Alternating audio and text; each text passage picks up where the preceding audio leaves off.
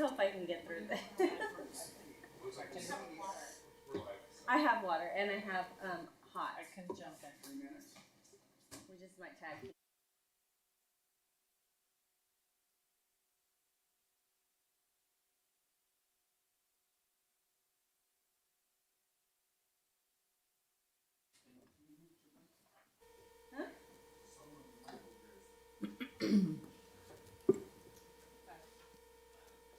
All right, we good to go? All right. Good evening, everybody. Welcome to the Planning Commission regular meeting for June 14th, 2023. We'll call the meeting to order at 6:02 PM. Get a roll call attendance, please. Commissioner Cooley, Here. Commissioner Tinker, Here. Commissioner Stevens, Vice Chair Collindress, and Chairman Smith. Here. All right. We'll just jump into the Pledge of Allegiance then.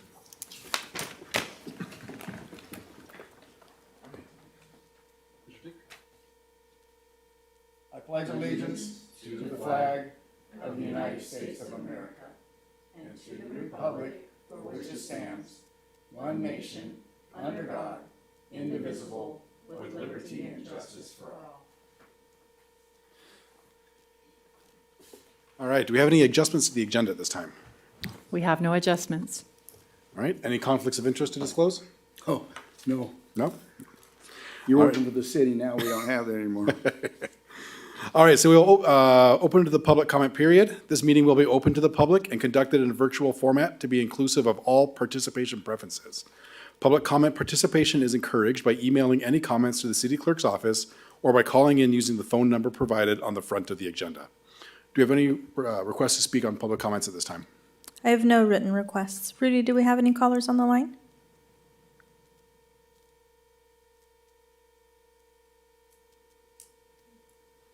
Rudy, can you hear us? Do we have any callers on the line?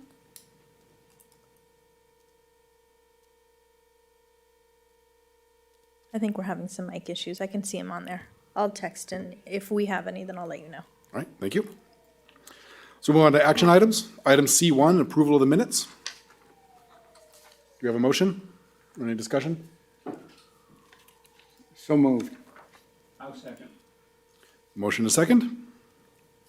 Commissioner Cooley, Yes. Commissioner Tinker, Yes. Chairman Smith. Yes. Thank you. Item C2, Plan 2023-0959 for consideration of a sign program amendment for the Beaumont Crossroads 2 Logistics Park. Could I get a staff report, please? Good evening, Chairman and Commissioners. Jillian Fountain, Assistant Planner. An application for a sign program amendment was submitted to the city on June 6, 2023. The municipal code allows sign programs under section 17.07030L for specific developments that may modify rules regarding sign size, height, illumination, spacing, orientation, and other non-communicative aspects of signs. The original sign program request, Plan 2022-0756, was approved by the Planning Commission on April 26, 2022. The Amazon signage under the approved sign program has been constructed and installed. A full history for this project has been laid out in the staff report, and staff will be happy to answer any questions you have on the history of the project.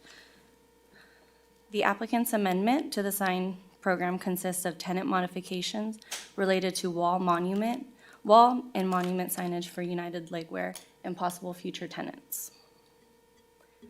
Wall signage is proposed,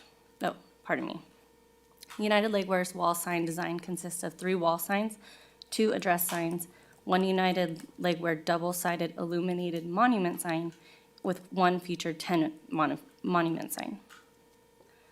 Wall signage is proposed to be 10 feet, 2 inches in height, with 1 and 35 feet, 7 inches in length to be a maximum sign area of 327 square feet on 3 of the faces of the building. Addressing for each building will be consistent with the rest of the sign program at a minimum of 24 inches. The United Legwear and future tenant monument sign will have a maximum sign area of 72 square feet with a length of 11 feet and height of 12 feet 6 inches. A comparison table is provided in the staff report to show the allowances that are requested. Staff has reviewed the proposed sign program and amendment in relation to the size of the project, buildings, and circulation, and has determined that the revisions are in scale with the project as discussed within the staff report. This item is not required as a public hearing, and staff recommends that the Planning Commission approve Plan 2023-0959. This concludes my presentation. Myself and my planning manager will answer any questions, and the applicant is on the line as well. Thank you. Any questions for staff? No.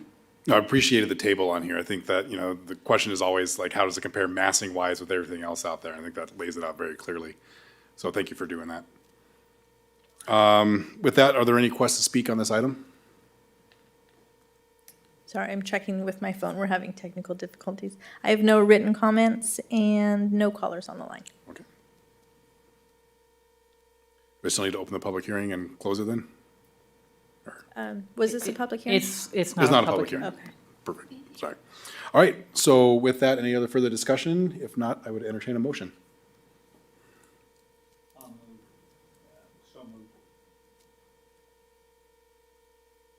right, you have a motion? I'll second it. All right, with motion and a second, roll call vote, please. Commissioner Cooley? Yes. Commissioner Tinker? Yes. Chairman Smith? Yes. All right. So item C3 is the downtown revitalization plan update. So Kyle Warsinski, our Economic Development Manager, is going to introduce our team prior to their presentation.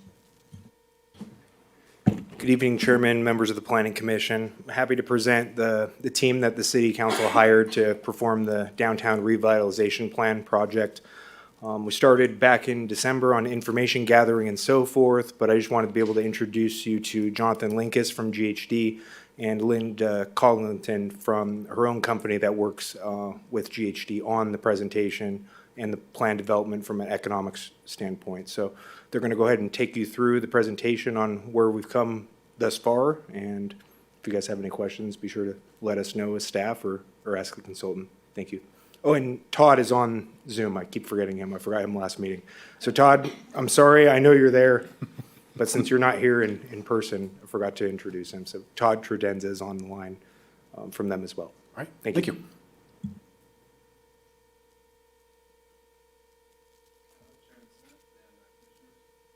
Thank you very much for this opportunity. Todd, can we hear you?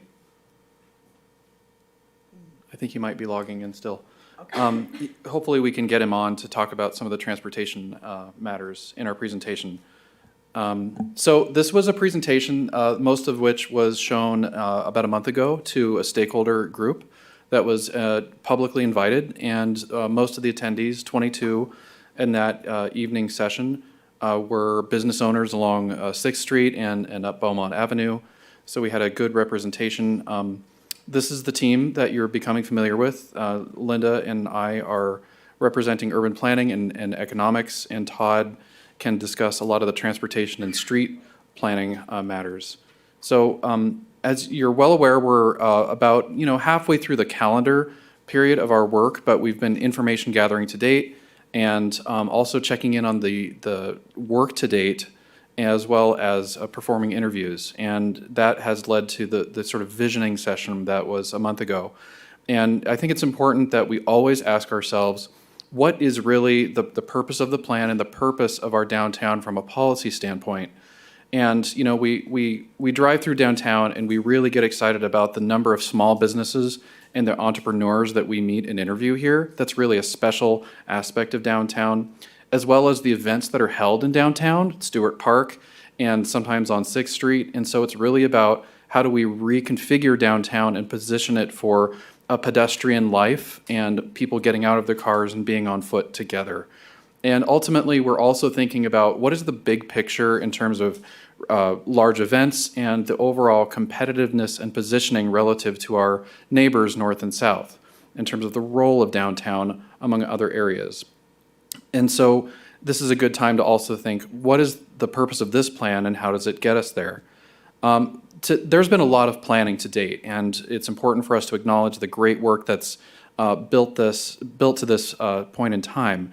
That includes the Beaumont Economic Development Strategic Plan, which lays out a sort of economic opportunity for the entirety of the city, not just downtown. And of course, we're all familiar with the general plan update that included the Downtown Area Plan, Chapter 11. That provided a lot of the visioning and some of the street particulars that we are evaluating through our process. Accompanying that was the parking management plan, and a lot of those measures we will acknowledge and implement through our plan recommendations. There are also a series of workshops that have been held that provided us a lot of outreach intelligence, as well as the housing element that provided us a sense of where some of that opportunity lays, especially to the east end of downtown. Our plan is really about determining what is the carrying capacity of economically viable or for economically viable development types just in the downtown study area, the slice of the overall citywide economic opportunity, what makes sense in the next 25 years within this confine of downtown. Looking at zoning recommendations, especially the zoning implementation that's about to occur for downtown, checking in on the development parameters that are coming in through those 3 zones in the area plan. Do they make sense for the development types that Linda and her team are identifying as most economically viable and also make sense to some of the landowners? We are going to be preparing streetscape plans and site plans for public and private realm opportunities in little corners of downtown so that the city understands what steps it needs to take to fulfill a kind of physical vision that we're preparing on a plan drawing for those corners. There's also the parking solution. There's going to be more public parking provided, and that's going to come in the right-of-way as well as opportunities in alleys and also some land purchases that may make sense for downtown. We're also providing a sample architectural guideline and kit of parts. These are all scope items that you should be familiar with to date. Governance recommendations and also checking in on the CEQA efficiency that comes from that general plan. And then, of course, we all expect the city to use this work to, of course, implement the area plan. We're giving a little bit of a step-by-step how-to list for different areas that fulfill the vision of the area plan. Checking in on incentives, of course, the capital improvements. So we're confirming with some of these stakeholders the major road proposals, ensuring they're aware of it, and also checking in with the real estate community and the development community to ensure they agree that the street proposals on the books now make the most sense for their kinds of development. And a lot of this information basically can be used for bid packages and outreach to developers that can help some of these landowners reach the market, and also any opportunity where the city might have purchased land for a lot merging. As I said, we're about 40–50% through the calendar of this project.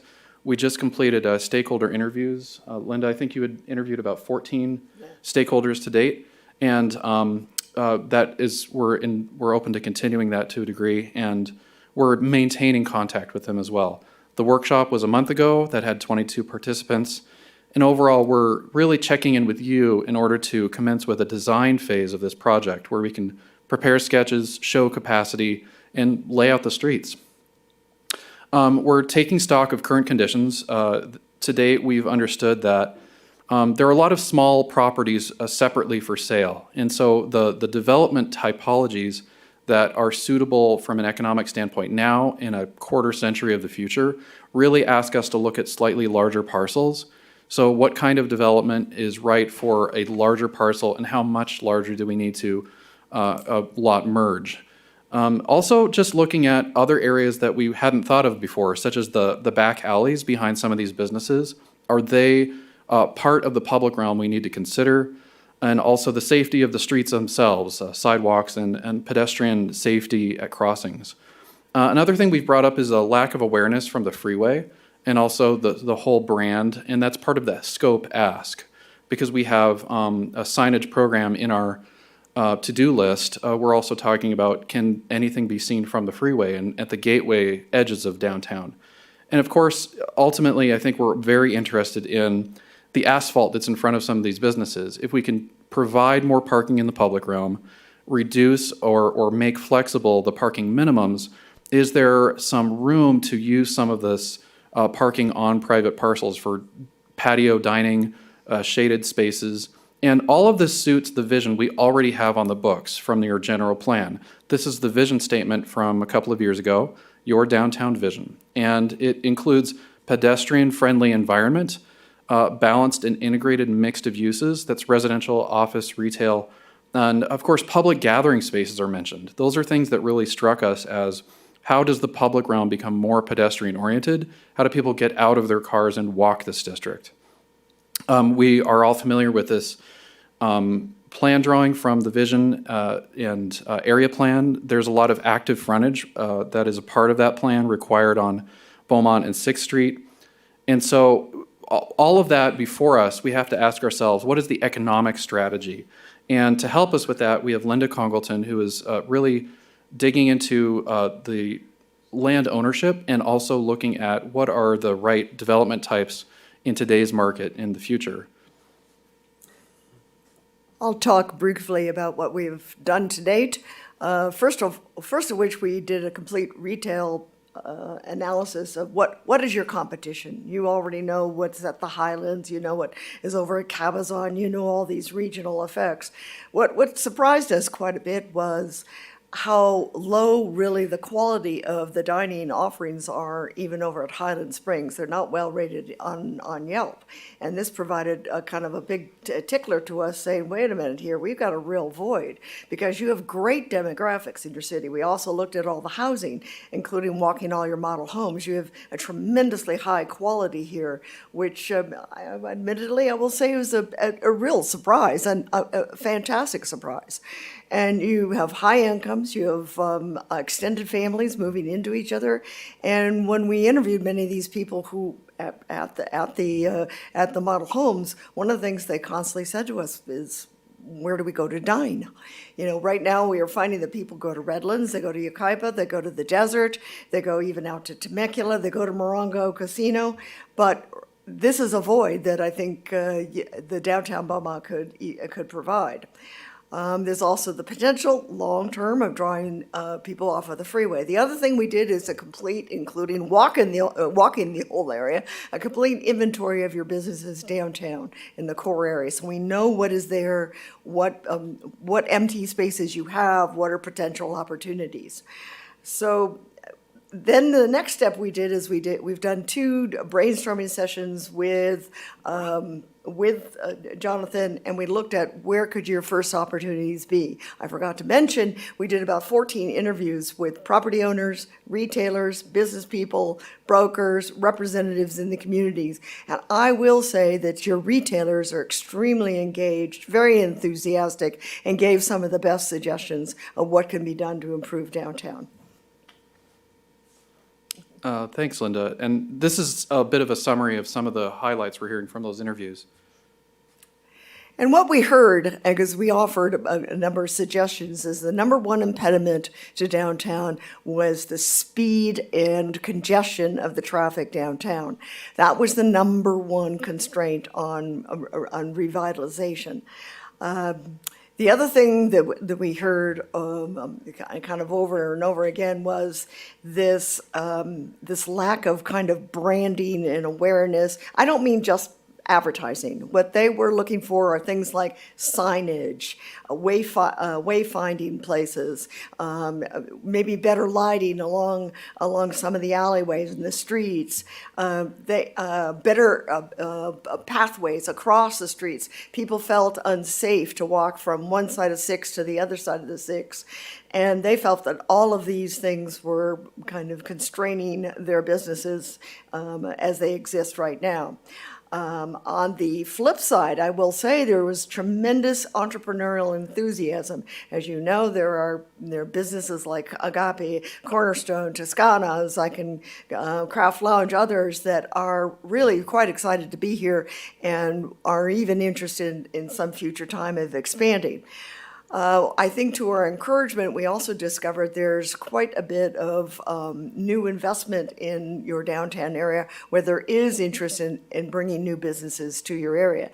The other thing that we discovered from our interviews is individual owners would like to own their own land and are even interested in doing things like maybe a big, let's say, a business downstairs and upstairs having small studio units for young people who maybe grew up in Beaumont, but they can't afford the rent, they can't afford to buy a house here. Even your homes here are too expensive for them. And I thought this was quite interesting that many of the landowners were interested in doing, maybe there's 6 or 8 units, small studios, something that would help the young people downtown. There was also a very strong interest along down Fifth Street, which I call where all the auto uses are. I don't mean on 6, down in that area, because you already have some single family and small old motel kind of units there. They're really, in some respects, some of them are affordable units. Some of them are just regular units for sale. There is some interest on adding more housing down there, but the current zoning does not encourage it. And I think it's important to emphasize the case-by-case basis we're taking with a fine-grained approach. So some owners are saying, if we just had the right zoning conditions and the support from the city, we would be interested in adding housing or expanding our restaurant. And it's really about checking in on a lot of the zoning requirements, parking minimums, investment in back of house in those alleys that I think is some of the catalytic decisions before us in this committee. Really looking geographically at where opportunity is, we're organizing our plan around small clustered development opportunities. And rather than taking a holistic sort of sweep along 6th Street or saying whole blocks get redeveloped, there's a lot of great businesses in every location. And so it's how do we work with them to infill in what we're calling the gateway or kind of warehouse district. Are some of those owners looking at expanding an outdoor space for dining? There's a lot of historic architecture down there that could serve a purpose we've all thought about before. How did we make the public realm serve that use better in the way of public spaces, outdoor dining, parking that's shared, making sure there's adequate parking for all. Also looking at, of course, we mentioned the housing opportunity down along 5th Street. There's some vacancies there that in the next 5 years could become more people living in downtown, not just visiting or blowing through. The town center, the civic center, is a strategic asset that we all are looking at for really serving as an economic catalyst for downtown. It's a public realm, but it also can sort of lead the narrative in terms of small business types that could possibly have an operational presence on some of the city-owned land? Is there a way that sort of the chess moves of parking, the police station, and a lot of the land between the city hall facilities can be used in a way that doesn't just host events, but is a place where businesses can start, and really the soul of the city can have a home? We're calling the Arbor District because of our passion for the trees up along Beaumont Avenue, 8th, 9th. A lot of those trees create environment that's really conducive to unique dining experiences. These are outdoor patio shaded spaces that are really inviting, and it can actually draw new customers to the area. So we're looking at little vacancies and infill opportunities on specific parcels where a restaurant might need a different setback parameter for a dining deck. Is there a kind of housing that pencils out that might be a little denser than what we're allowing right now? Those are the kind of deals that we're setting up in little pockets of downtown.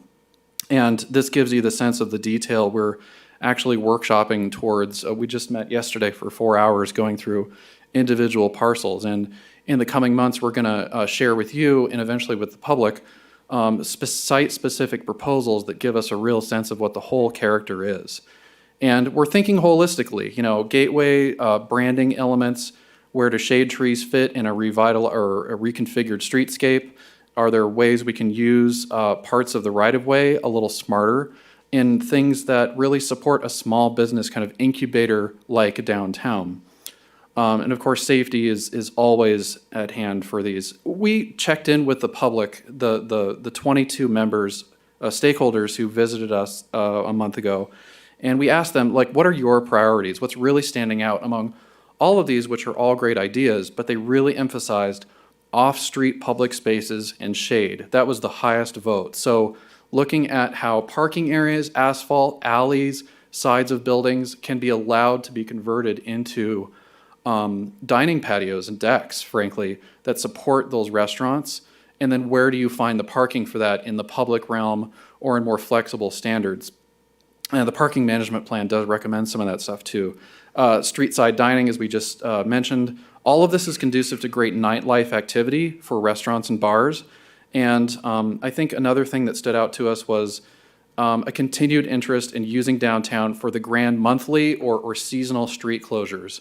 This district is going to play host to events that are a regional draw all the way up to Cherry Valley, not just the annual fair, but a regular event, a regular kind of pulse of the city. And how do we change the streetscape or use streetscape proposals to suit that safely? Again, shade was highlighted, safe sidewalks, slowing traffic was repeatedly mentioned verbally and through the votes. A lot of these other things are appropriate for any good downtown pedestrian scale lighting, art in the public realm, and a lot of support for gateways and landscape improvements. So these are all the urban elements that we look at in other success stories. And we want to make sure that you understand that our plan, no matter what, is going to locate conceptual placement of street trees in a plan view. We're going to have adequate public parking. We're going to do a public parking count that sort of shows adequacy, might even allow for a reduction or elimination of parking minimums in some areas. Making a view towards facade improvement program guidelines. Pedestrian safety, wayfinding go together very well.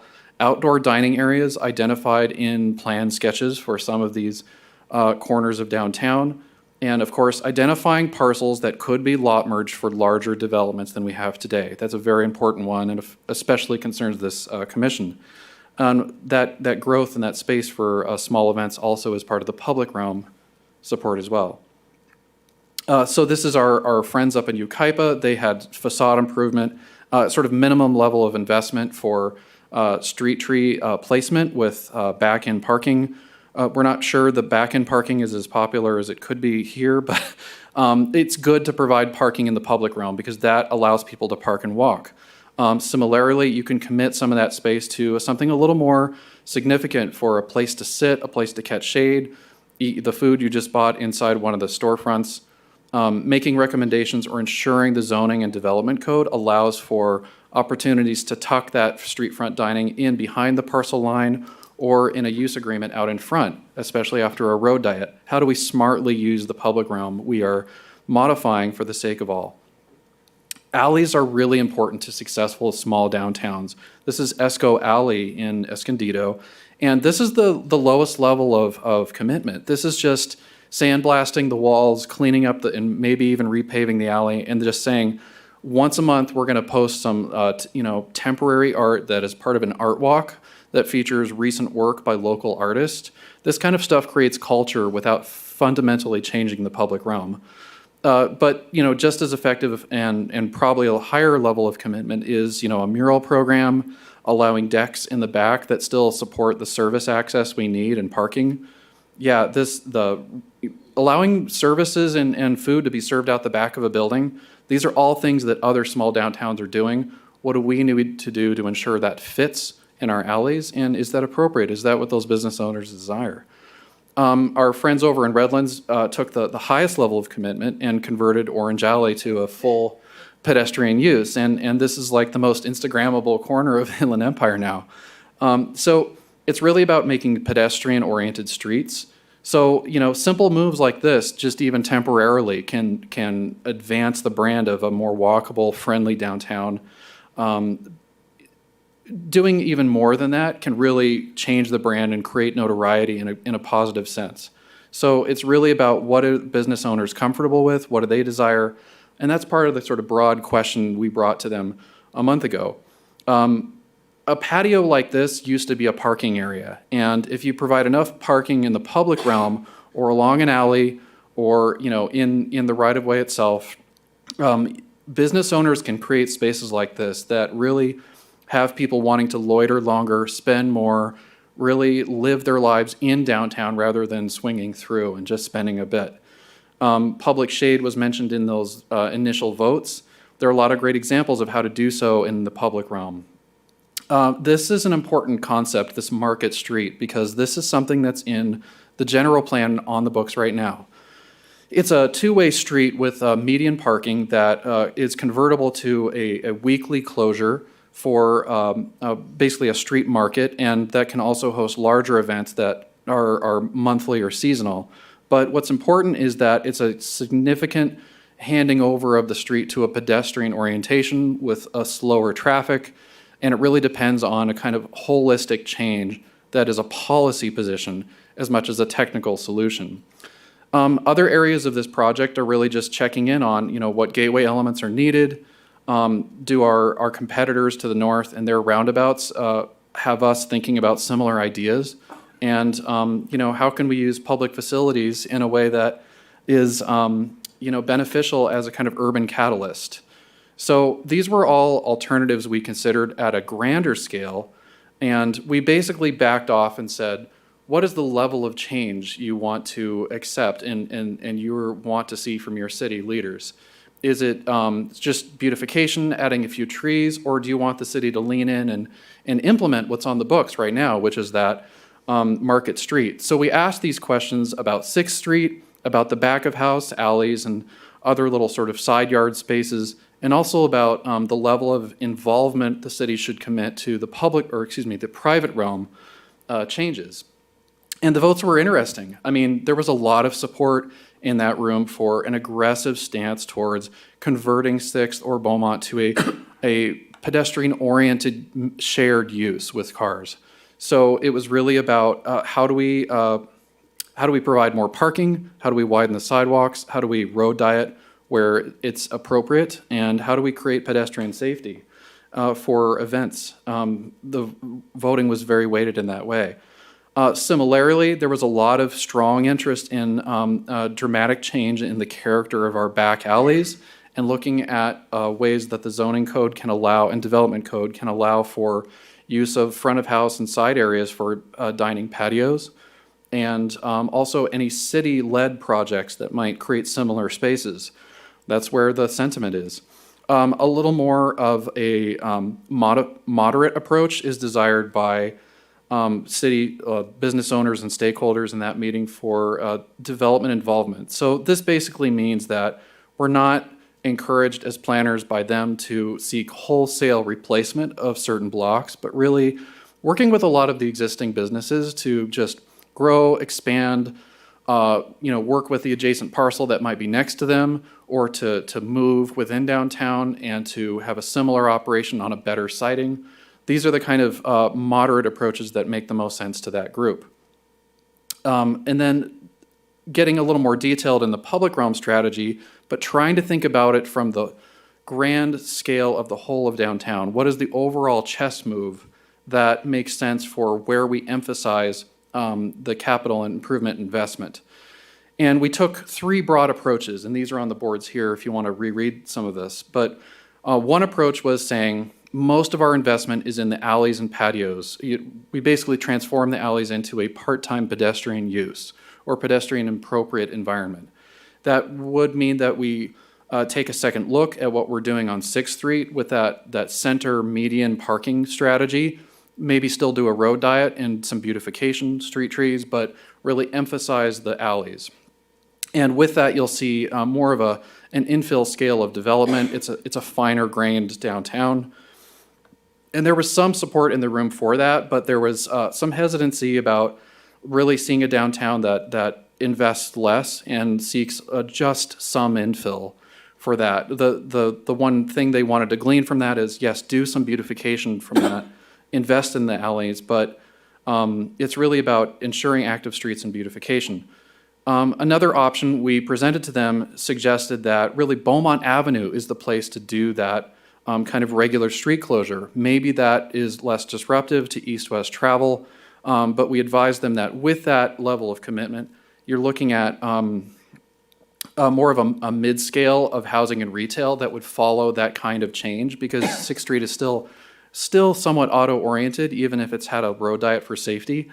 And the streetscape is a more conservative approach for events and hosting a downtown kind of fair on a regular basis. There was less support for that as well. You can see that here when we presented what is largely on the books, 6th Street between Chestnut and Beaumont Avenue is really that center median parking that can be converted to a market street on a regular basis. Looking at the Civic Center as a part-time closable street or public realm, and really looking at opportunities for roundabouts that serve as gateways that kind of link those together. There was a lot of support in the room for both of those ideas, and we advised them that that level of commitment to a pedestrian-oriented downtown does support the mixed use that is desired in the area plan right now.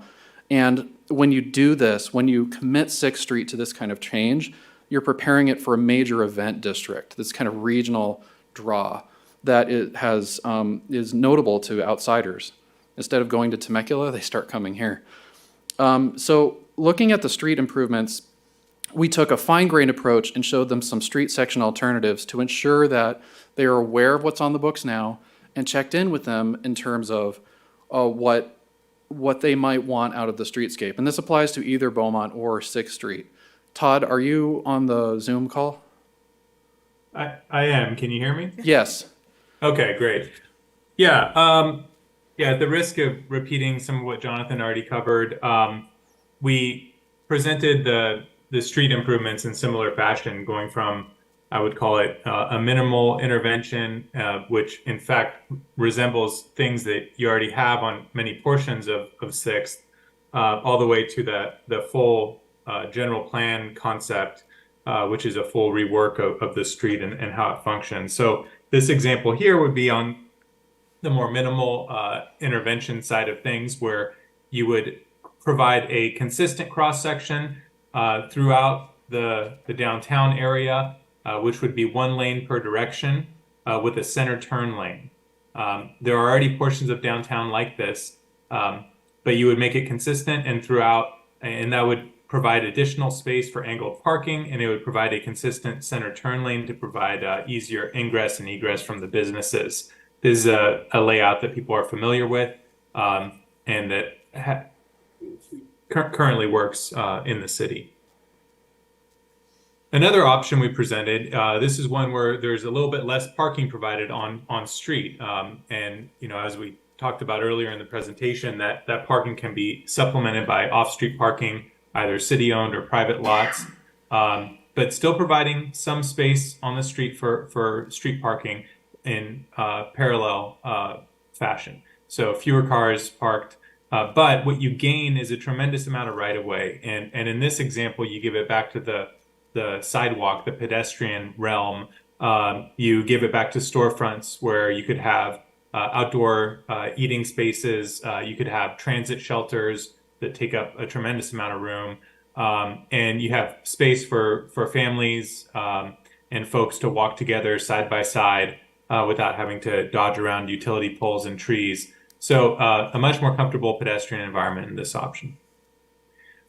The next one is similar to the last, except instead of expanding the pedestrian zone only, there is still some added sidewalk space in this concept, but you are also providing a protected, separated bikeway from the street.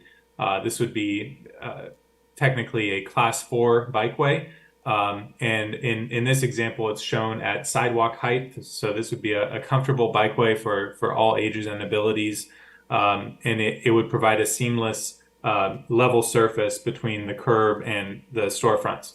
You could do the bikeway in a number of different ways, however, and so we generally just wanted to get a test of how important cycling was to the downtown. And then last but not least is the Lancaster Boulevard example that's been shown, the one that's in your general plan today. And I will say that all of these concepts would be designed to achieve a level of traffic calming, but this would require and generate, it's kind of a catch-22, it would require and generate the highest degree of traffic calming. And you would have 1 lane of travel per direction. Now you would have a lot of on-street parking during normal business hours, but during special events, you'd be able to shut it down and have have that public space throughout the entire curb-to-curb width. And even in this one, we do expand the pedestrian realm as well. The voting strongly favored the maximum intervention. And I should note that the way we presented it, it did not preclude looking at other concepts like the wider sidewalks with parallel parking. But to me, what I took away from this voting is that people wanted drastic change. They wanted significant change. And so they voted for the most substantial change to that effect. And the votes for that concept, which is supported again by your general plan, on its own outweigh all of the other concepts. So it was a strong vote of confidence for that cross section. I think this was an important question to ask because many of the members in the stakeholder group a month ago were not aware of the general plan proposal on the books, this center median parking, and that's okay. And we think it's a great idea, but we want to ensure they were comfortable with it. It was creating the kind of commitment of downtown to a pedestrian-oriented, event-supporting role for this part of the city. And we were basically confirming that assumption, and it's a safer assumption for us as designers. And so any of these concepts, there's essentially two traffic concerns that we've heard. And there are these temporary moments of congestion, which we've all witnessed and that people remember. And then there's also the kind of everyday kind of trickle of speeding vehicles. And so there's two issues there to navigate. But I want to navigate first the speed issue. In order to support this pedestrian environment, this Main Street vibe, Old Town, whatever we want to call it, we have to not only give more space to the pedestrians and the street, but we also have to slow the vehicles down so that they're at a human speed rather than a highway speed when the roads are empty. And so we looked at a number of different traffic calming measures, and these are three that also support pedestrian crossings, and they include curb extensions, or known as bulb outs as well. These are becoming relatively commonplace, and they would work well in town. Raised crosswalks those are a little bit of a more aggressive intervention. For example, in the median parking situation, we need to get vehicles from whatever speed they're entering town down to about 15 miles an hour to navigate that safely and negotiate the people walking between their cars and the sidewalk that are, their cars are now in the middle of the street. 15 miles an hour is our desired operating speed for that. So we will need to make some interventions there to make sure vehicles drive that speed. Raised crosswalks are one option for that. Raised intersections, I think, would be more popular. We just need to go back and maybe communicate it a little bit more clearly. But the idea is to provide vertical deflection for vehicles entering into Beaumont and 6th from side streets and potentially even mid-block within those corridors and bring those pedestrians up to sidewalk height and slow the vehicles down. And the last tool in that toolkit that we're going to talk about today is roundabouts. And, I'm always a little bit nervous when we recommend and propose roundabouts in communities. But I will say that the support in the room, which is, just a sample of your population, but the support was there. And it took some communicating to understand why it would work and why we would recommend it. But it's supportive of all those different cross-section changes that we're recommending. And it's supportive of getting vehicles down to at least 20 miles an hour through the intersection to navigate the roundabout safely. But it's a measure that not only reduces vehicle speeds, but also increases the throughput, the vehicle carrying capacity of the roadway. Because if we're going from 4 to 3, another concern is, okay, 4 lanes, 3 lanes, is that going to create a lot of backups and congestion? And what roundabouts allow you to do is carry more vehicles through the intersections at a slower speed, but at a constant pace. And so the volumes that we currently observe, your average volumes on Beaumont and 6th, would be supported by a single lane, very easy to navigate roundabout, no dual lanes or anything like that, a simple roundabout with a 3-lane cross section. So in summary, what we're doing is we're seeking permission to design and looking at where we should design. So in the next few months, we're really going to be working until about probably September with some basic conceptual work showing what does that center median street look like in plan. Right now, it's on the books only in section. How do those transitions occur? What do we do to the alleys and where? And where, if any, can we identify spots for public parking that is in addition to what's in the right-of-way?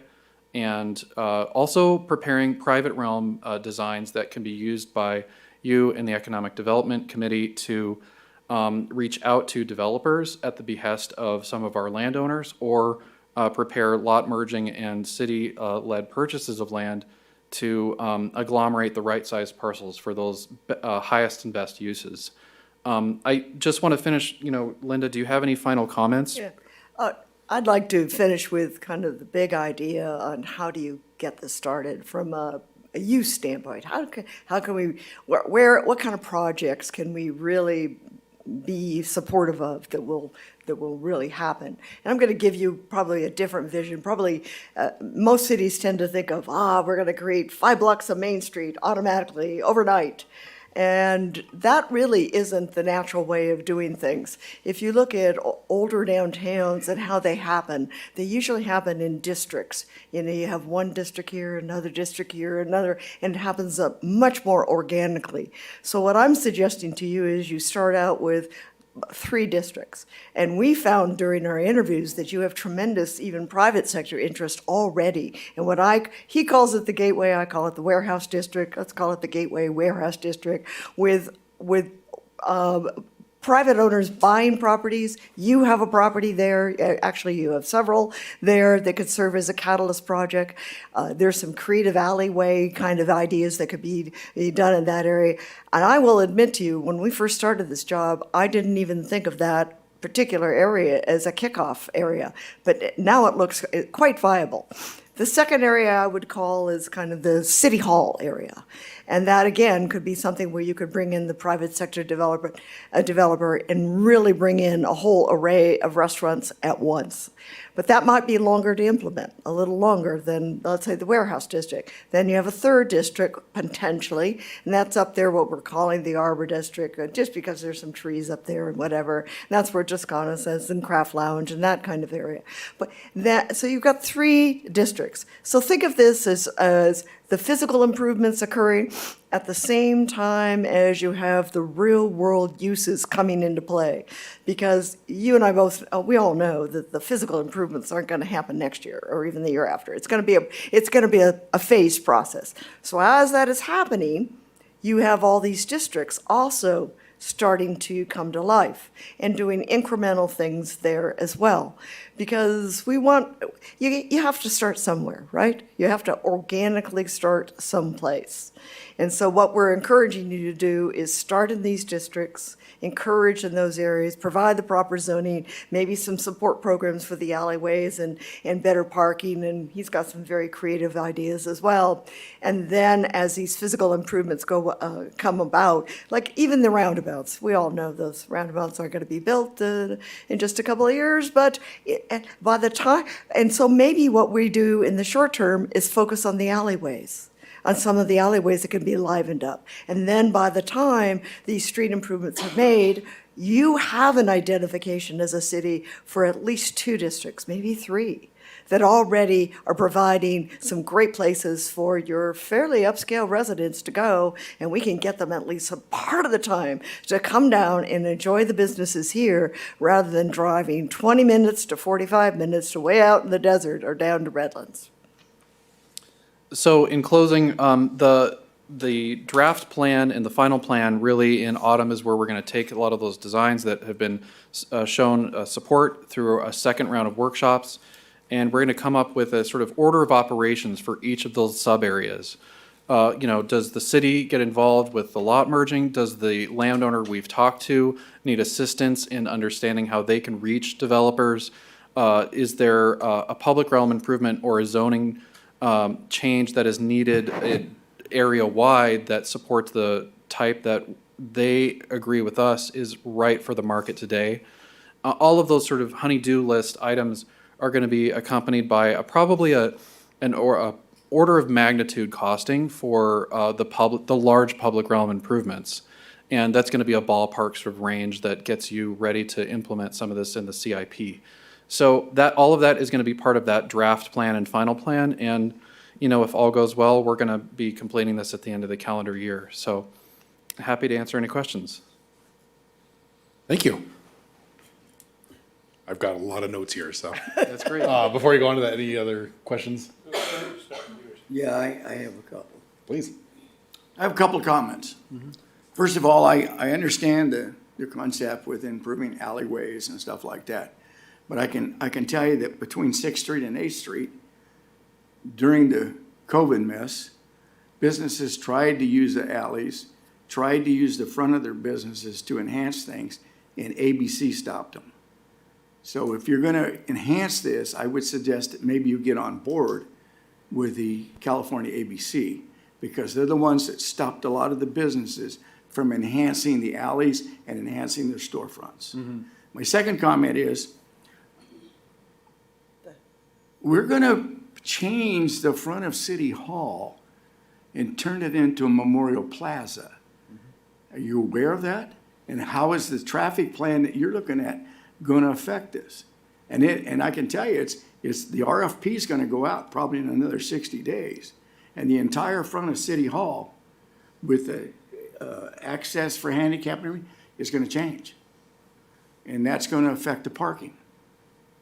So I would hope that maybe somebody's talking to each other. Absolutely. We think that anything as such, in terms of investment in the landscapes around City Hall, supporting it as a memorial, as a cultural fixture, as something that communicates a narrative like that, is, of course, the right move. And no design we're going to do is going to disrupt that because we support it so much. It's also important to note that a lot of the phasing related to parking supply in support of City Hall or its activities that are around it need to always be consistent and adequate for those uses. So there needs to be a certain amount of parking that supports visitation of a memorial in the front of City Hall. And that's something we would never do without, especially in our Civic Center. So it's important that we get those plans from our client side, with Kyle Warsinski, and we're trying to stay abreast of any such proposal. I also think, I'm really glad you mentioned the service. I can tell you now, the aspects, plans are almost done. We're expecting a completed set of plans this month, and we're looking at an RFP within the next 60 days for the entire remake of the front of City Hall, which will encompass a handicap to both streets and a handicap to, both areas. So I just would suggest that maybe you talk to Mr. Doug Story and get an idea, because it's a done deal. We just finished Right. settling on all the colors and for all the inlays this week. Nothing we're going to draw is going to change that. We would basically adopt and incorporate that into our Okay, drawings. but parking's gonna be an issue with that design. So if I can understand correctly, I know we've got a decent curb to curb width in front of City Hall. So what you're more or less anticipating is working within the existing roadway, not necessarily expanding the roadway to add Right, parking. or that's anything. That's right. So, Yeah. That's right. yeah. No, well, we approved that on the, I believe in the general plan we discussed. The medium thing down the center. But all I'm concerned is we make sure that their progress is incorporated in Yes. what we're doing at City Hall. You also mentioned some other issues. I'm not as familiar with the ABC, but I did interview all your new retailers, and one other issue that came up was fire code issues for expansions and some other issues. A lot of those issues, Mr. Tinker, have to do with old buildings, very old buildings. So again, if some of these implementation actions start with new buildings that recognize current codes and current requirements, like sprinkler requirements and all these kinds of things, some of this won't be as much of an issue, and we certainly hope so. But I talked to at least 2 to 3 retailers that were dealing with very, very old buildings, and they were constrained on what they could do. Well, I understand that. I'm very familiar with fire codes. Yeah. It depends on how old the building is. If it's under a historical designation, But if it's an older building and then they have to come in compliance with the new fire code, I'm sure the city will be able to work with this to get everybody in compliance. Right. There's always a way to do it, Oh, I agree. you know, and we do have a lot of older buildings. And maybe we'll say, well, under the code, that meets the minimum requirement for fire sprinkling. Well, there are also alternatives to that, and that will depend on the city willing to work with the fire marshal and say, okay, can we make this work? Can we protect life safety, and can we protect exiting?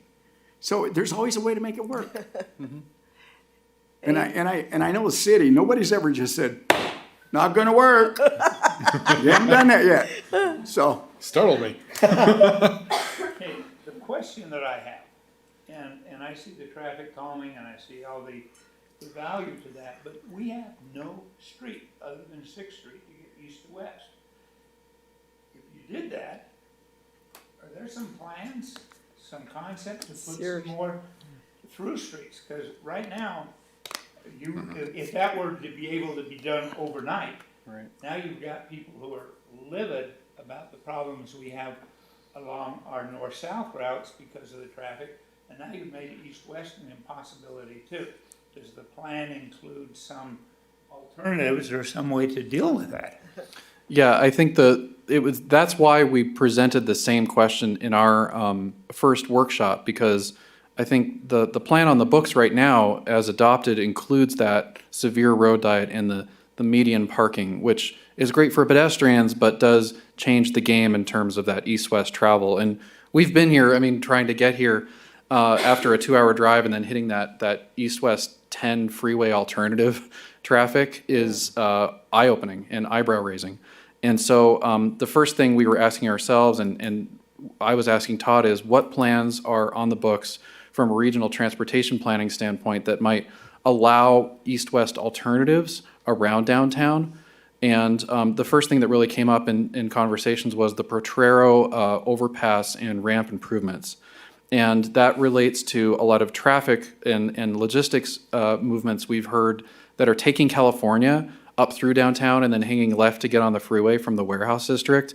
And that's conflicting with a lot of east-west movement that's also using 6th as an alternative. So we see that, first of all, any road diet has to be predicated by an assurance that there are some alternatives that are supported by projects like the Potrero overpass.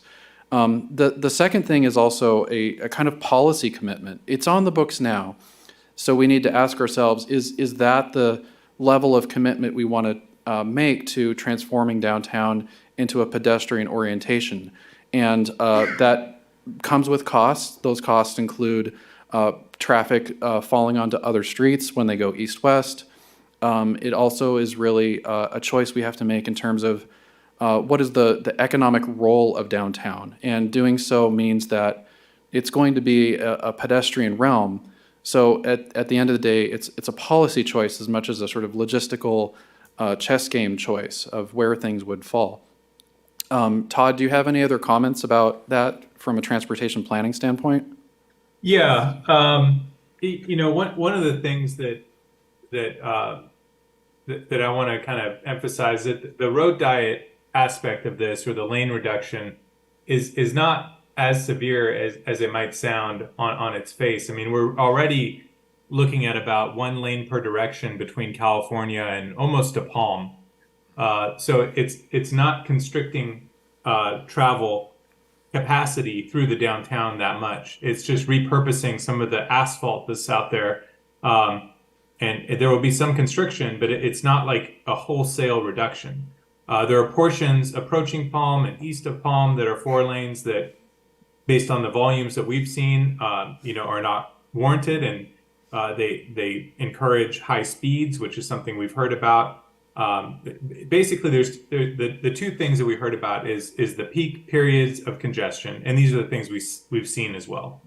And those, I think, what Jonathan just spoke about, getting the logistics employees a more direct connection to the highway system through the Potrero interchange is going to help a lot. There's a lot of people going through California 6th right now that have no intention of being there. They don't want to be, they want to be going somewhere else, and they're there by necessity.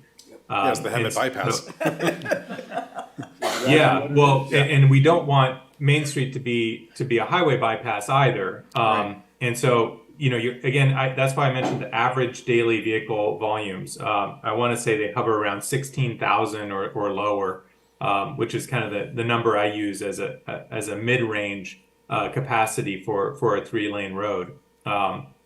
These are similar volumes to what was in Ukaipa before they did their roundabout project as well, which I think was also accompanied by a road diet, if I'm not mistaken.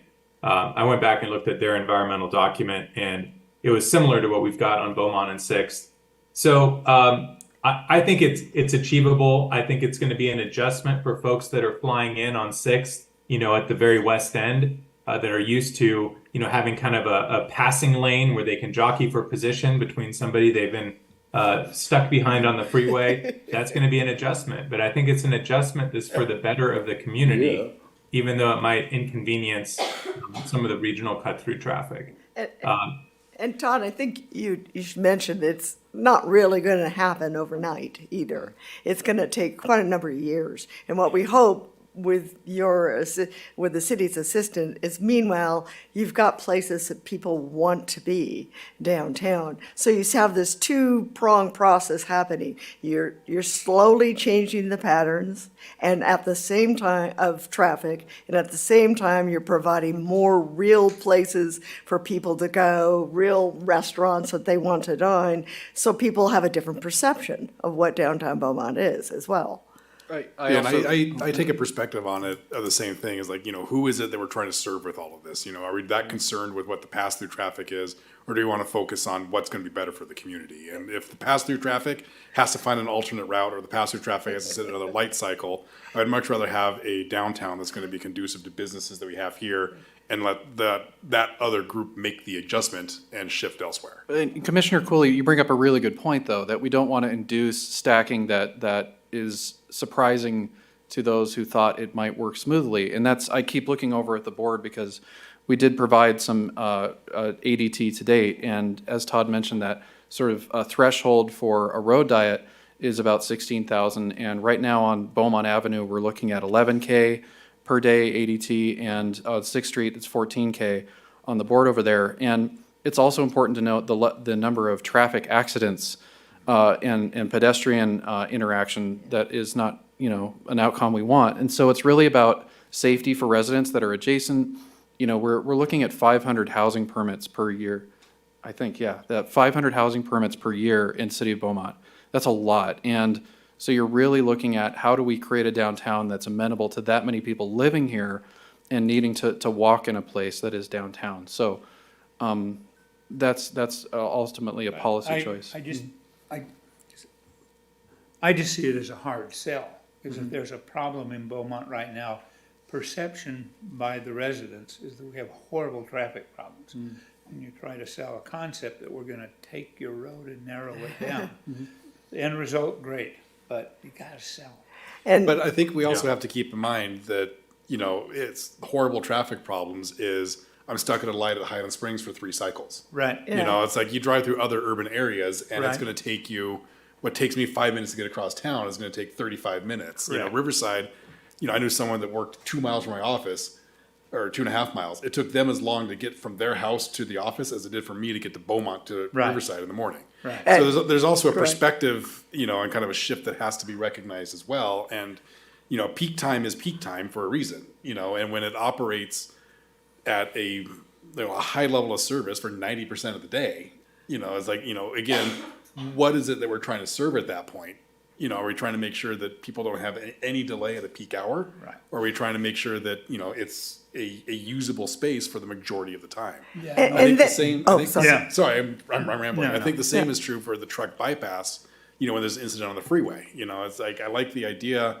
That's going to be a problem that we have to address because they're all going to get off the freeway on 6 and try to go through. But you know, I've had this conversation with others in other cities as well. Is do we want to have that be a limitation, or do we want to acknowledge that, you know, again, more than 95% of the time, there's not an incident on the 10. right. And- No, I just think we need to realize that that's a big sell Yeah. that needs to go out there at or with at the same time. And I would balance it on the opposite cell. Every model home I went into, I would be totally open about why I was there. You know, we're doing this study on downtown redevelopment, bringing in new restaurants and businesses. Every single one of them said, there's nothing here. And they were constantly complaining. These are the new housing developments where people are moving in and buying gorgeous homes. And they're saying, I have to drive to Palm Desert, to go get a decent restaurant. I'll be so glad. When is this going to happen? So you have to balance it by those desires. You do, and I think that's kind of fun. And then Kyle's job is, we hear about who we're going to bring in, what businesses do you want? Sometimes it's hard when it's what environment do you have to create that local business? I mean, it's hard. Kyle can't walk around the neighborhoods and start knocking and say, hey, would you open a restaurant in town? It's but how do we have an environment that allows somebody to get in, renovate a building, maybe defray some of the cost or delay some of the costs associated with upgrading what they need for sewer systems, for grease traps, for these types of things to get them in with a certain confidence that yes, I'm going to have parking and I'm going to have customers. But like I say, every time I ask the question of the businesses who are here, what is the number one problem with doing a better business in downtown? Congestion, in the traffic too fast, and the other one was people don't feel safe crossing the street. And it's interesting that it's congestion with traffic being too fast, because those things are opposite of each other. Yeah, what they meant is cars were driving by too Yeah. fast. They're going by 60 miles an hour, 50 miles an hour. That's not conducive to my business. It's not, and I think the congestion thing goes back to, it's perception. It's like, I went there once, and I was delayed for a while, so the congestion is bad, but most of the time it's not. Well, But and- the speeding is an issue, And if there's going to be congestion today, as we've heard, and in the future, it's congestion, but what is the payoff or the trade-off? And if we're driving a little slower and we're delayed a minute or two, which is really what those numbers usually add up to, you're getting an environment like no other. You have to go to Lancaster to see the nearest example. And that is so inviting to small businesses that are looking at the street and saying, okay, I'll invest here because the city invested. So, I mean, that's also a part of the storytelling. The city's level of investment has to predicate the draw of small businesses that are also going to say, this is the city I want to be in. And I'd like to emphasize the entrepreneurial aspect. We're not recommending going after the big national chains. Leave that to first of all, national chains have brokers that say to them, you can only be in anchored centers with Target or grocery stores. That's not what you want. And I will very honestly tell you that's not the trend in restaurant dining anyway today. You're not driving out 45 minutes to go to Palm Desert to go to Olive Garden. I'm sorry, you're not. I mean, okay, you're going for those special restaurants. Every time I hear somebody say that the thing they want is an Olive Garden, I always want to pull my hair out. Yeah, right. The major draws, you look at Redlands, you got Cope House, you have the State, you have all these independently owned restaurants. That's right. That are major draws. Right. And not just, somebody that's parked out in the mall. You couldn't be more correct. And that is not just a trend here in Southern California. It's the same thing I've seen with the 5 small cities I've worked in Texas. That's the same thing. They want the same thing that you do. They want those independent, really special restaurants that they can say, hey, look, you got to see this place. It's really great. And we're not talking maybe just a one-off. Many of the most successful entrepreneurs have 2 restaurants, 3 restaurants. They have a small collection. Those are the ones you want in your city. If you go to downtown Redlands, you will see those restaurants. You do. So I go to Tartan all the time. Yeah, the guy that owns Romano's has like 5 restaurants in Redlands and Riverside. Yeah, he was at the meeting too. He was- Okay. Yeah. Yeah. Do you have any other comments? No. So I think that some of the interesting findings on here, I'm very glad to see, because I think when we went through the general plan, we did try to push the boundaries a little bit of what we could look at as far as downtown.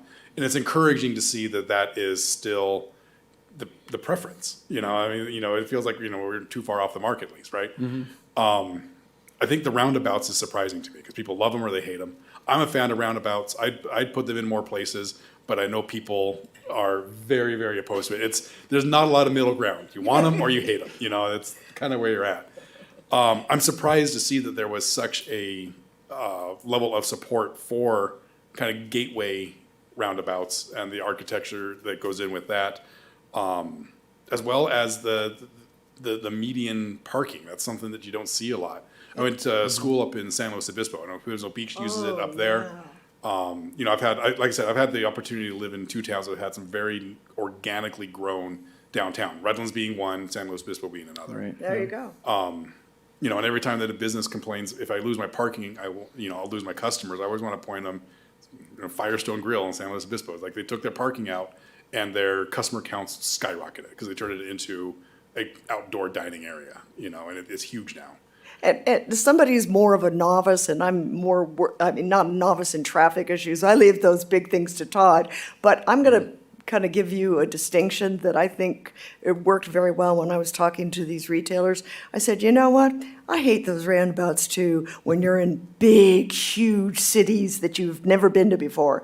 I was in Scotland, and you're driving on a major road, and all of a sudden you're driving 60 miles an hour, and you hit this roundabout, and you go, where do I go? Right. That's a different That's a different story. experience than going through Yucaipa, driving 15 miles an hour, looking at the nice scenery, say, gee, I think and if I make that distinction to people that go, oh yeah, you're right. It's those big city roundabouts I hate. I don't care about the little city, the small city roundabouts. They're friendly because I can see the businesses. I'm just telling you that most people in real life see the difference. Well, so Caltrans has done us a number of disservices up in the past, going back, and I think one of them was the roundabouts at Morongo. They're high capacity, they're confusing, it's everything else, and that kind of taints everybody's opinion locally, I think. That's It's like, a 'cause good every time we point. bring up a roundabout, it's like, not like Morongo, and, that was a Caltrans problem there for sure. It's also important to note that it's really easy to provide both alternatives to the end caps of our drawings too. So we can show a roundabout, it fits, but it needs to be studied further. Exactly. And we'll also show, what's the basic safe intersection layout as well.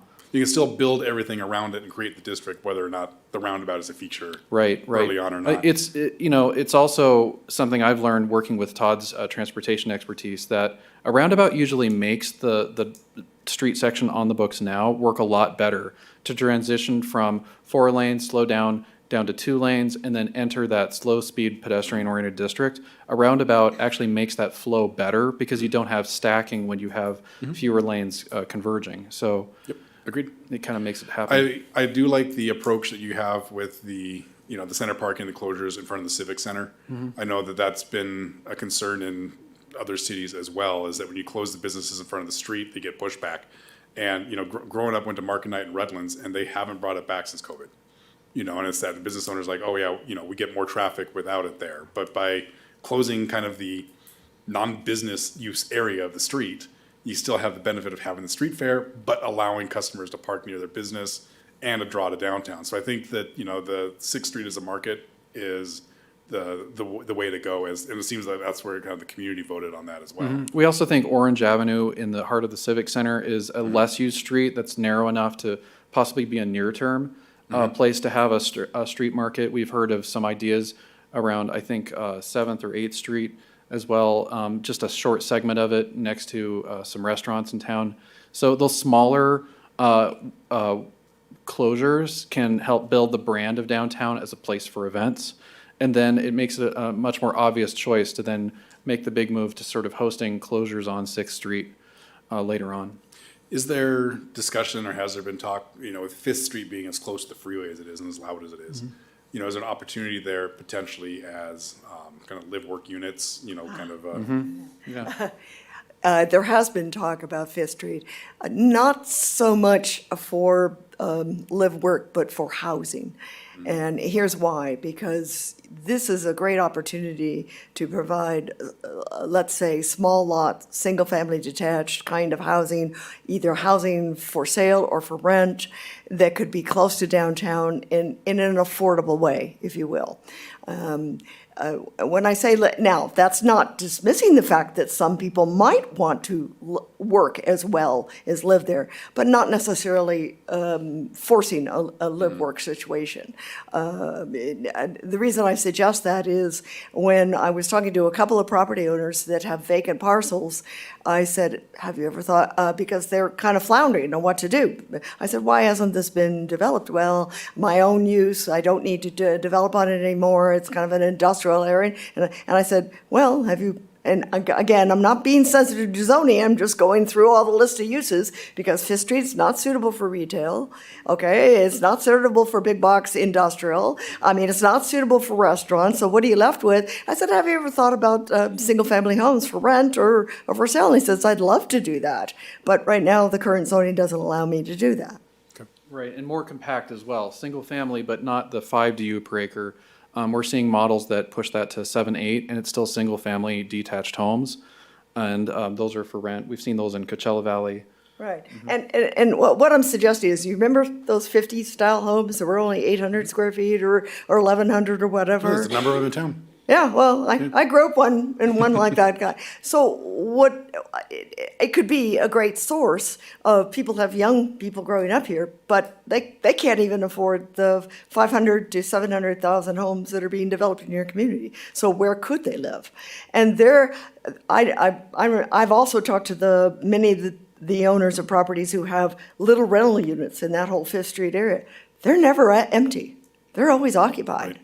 So it's a strong use. And it supports So- the retail and you get Yes. people living in downtown, that enhances the safety, that it's all part of the It's all economic eyeballs. strategy as well. You get eyeballs, you get activity, you have That's customers. exactly- Right. So, considering that, is 7 to 8 ambitious enough?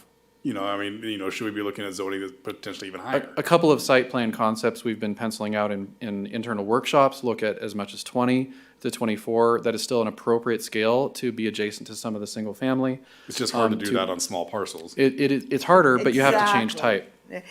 And the only reason that some of these we're looking at single family is because you have families down there, right? As many are living there, and if they're small lot, single family, it's also.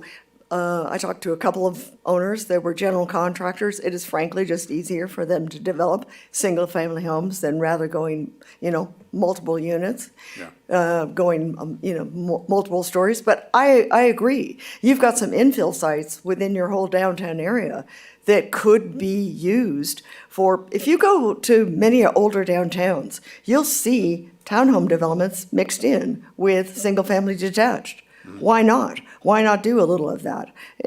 But you have to allow for the zoning for that to happen. Yeah, that's part of our scope. Is we were just talking to Kyle about some of the parameters in the upcoming scope or zoning implementation, and a few of those parameters don't quite suit the density or the type or the height that we're hearing is appropriate for the market, viable for the market right now, and gets you the kind of density that might be a step up from where we are right now as well.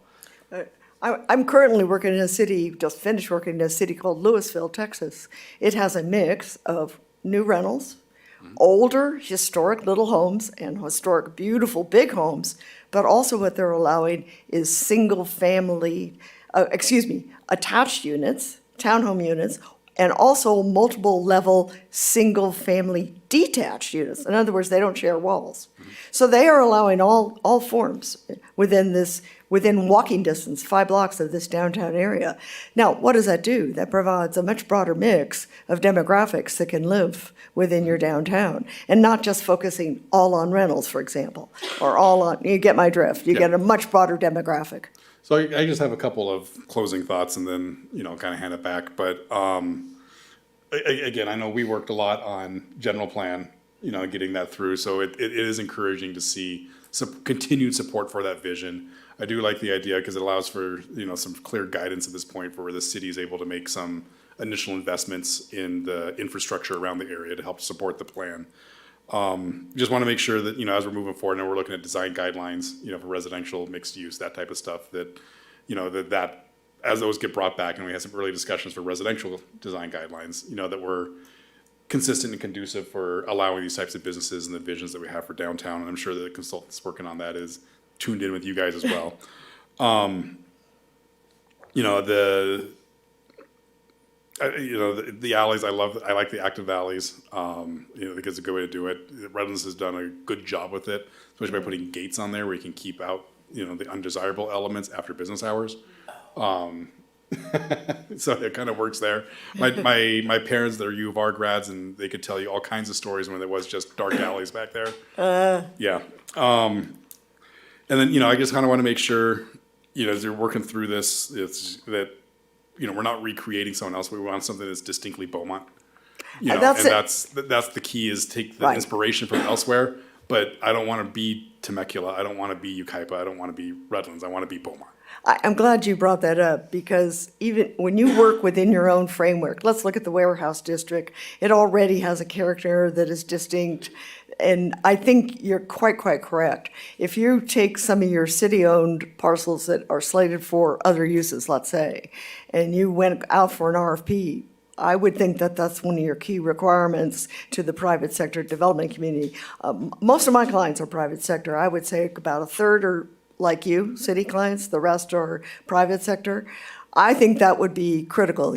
You want to say to them, hey, don't please bring just a plan that you did in some other city and kind of pop it onto us. That's not what we're looking for. We're looking for something special that fits into our city. Thank you, yeah.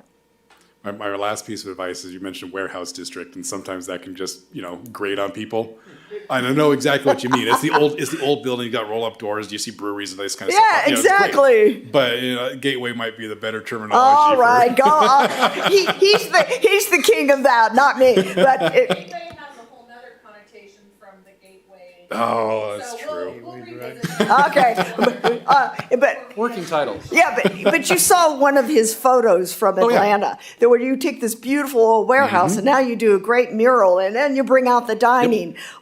Why can't some of that be done? There's no reason that it can't be done. Yeah, right. Okay. Okay. So those are my last thoughts. Any other closing comments?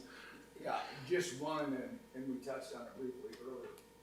I understand that the problems in dealing with fire codes, especially with older buildings. And I would suggest that in your work. Am I okay now? I'm okay now? Anyway, I would suggest in your work, because you're gonna run into older buildings, older fire codes, a lot of new standards that have been adopted in the last 15, 20 years for fire codes does not address older buildings, especially when you're doing a conversion from a warehouse or a shop. So I would suggest that maybe you work with city staff and city fire marshal and present those concerns so that they can look down the road and say, okay, well, yeah, we have a requirement here, but we can modify it for this event if, I guess where I'm at is, say a building says it has to be sprinkled. Well, maybe the addition of alarm systems and different construction inside can negate that. So that's where you need to work with the city staff and the fire marshal and say, look, what can we do here to make this work? Yeah, I definitely don't like disagree, a, but that might be getting into a little deeper into the weeds than I think this report might be doing. No, I But understand that. No, I agree that's with you smart though, because 100%. that came up, we were at the happy hour for a lot of the business owners and stakeholders, and that was a conversation you overheard. They were talking to Kyle, we were overhearing it, they were talking to us. Some people want to do things and they're hitting that roadblock. So, you know, a bullet list of kind of basic things to ask, like does additional egress reduce a sprinkling requirement? Or as you mentioned, additional fire alarms can mitigate that sprinkling requirement or Yeah, or I'm not the talking about hour rewriting the separation. fire code, I'm just, and I understand where you're Yeah, at. what are the alternatives? I'm just Yeah, saying, yeah. Right. put a list out there where the staff and the fire marshal can say, I can research this and I can find an alternative. Right. That's all I'm saying. Yeah, great. Well, thank you. I do appreciate the update tonight. I look forward to the plan.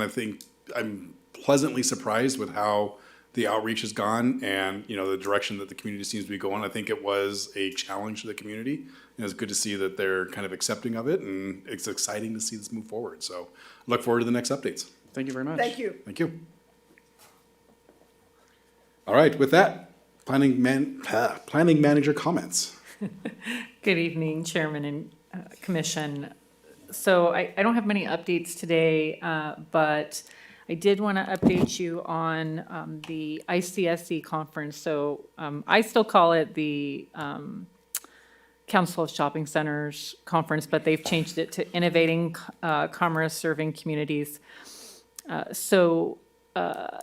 Kyle, myself, Daniel Diaz, our management analyst, and Katie Jensen, our assistant planner, we went and attended the ICSC conference in late May. We had a booth in the county's pavilion, and it was very well attended. We did provide photos and an update to the city council. Between the 4 staff members, we, manned the booth, talked with a lot of people, and then had a lot of meetings with brokers, retailers, different attendees that were interested in the city of Beaumont. We think it went off very well. Just to let you know a little bit about the conference, they had 822 exhibitors with over 3,700 attendees and retailers. It was Katie and Daniel's first time, so it's kind of overwhelming. It's kind of one day of full-on meetings going back and forth through the Las Vegas Convention Center. So, we're pretty excited about that, and we were in the booth with Murrieta, Temecula, Coachella, Hemet, Lake Elsinore, Paris, Harupa Valley, and Wildomar. And honestly, I think our booth looked the best.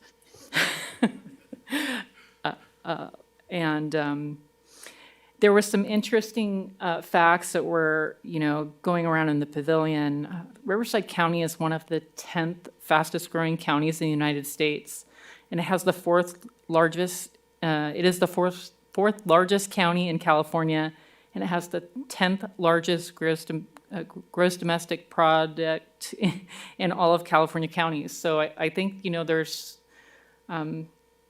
there's a lot of opportunities for us. So, like I said, we did provide a presentation to the city council. We have photos. I have a list of all the exhibitors, and I think it was very helpful. I think we're looking forward to next year and already have ideas on how we can improve on the visit, but wanted to give you an update on that.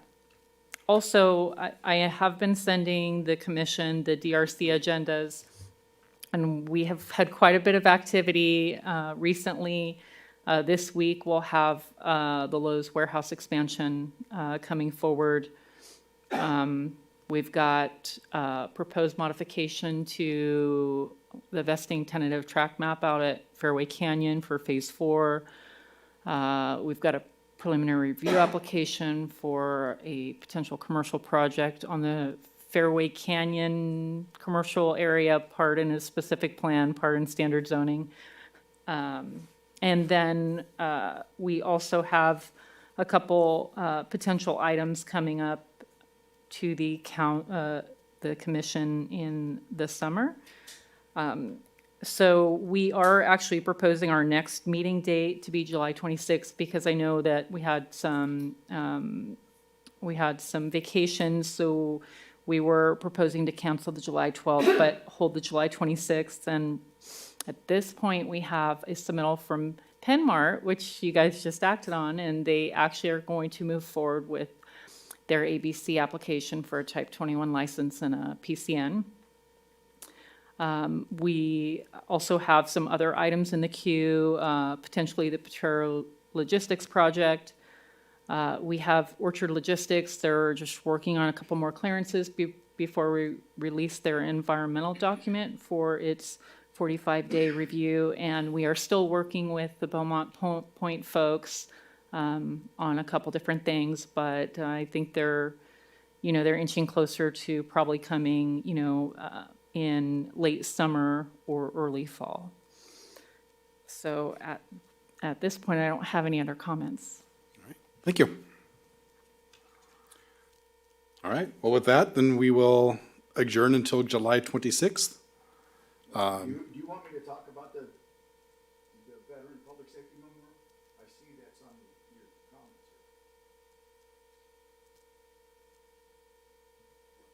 here. Showing up on my sheet.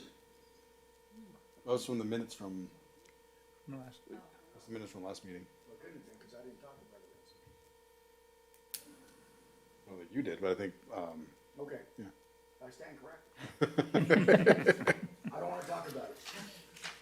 no, but I do look forward to having that come through. And you were talking last time that the RFP was just about ready and, Yeah. We finalized, we had a meeting this week, we finalized all the, color schemes, all the pavers, all the products that are gonna go into Yeah. the system. We finalized the water features, and so we're waiting for, the final plans. It should hit any day now, by about the 24th. And then we're looking at, I think, somewhere in probably July, on the RFP, sounds great. and it'll be beautiful. Look forward to seeing that being constructed. All right, well, with that, we will adjourn the meeting tonight at 7:32. Thank you.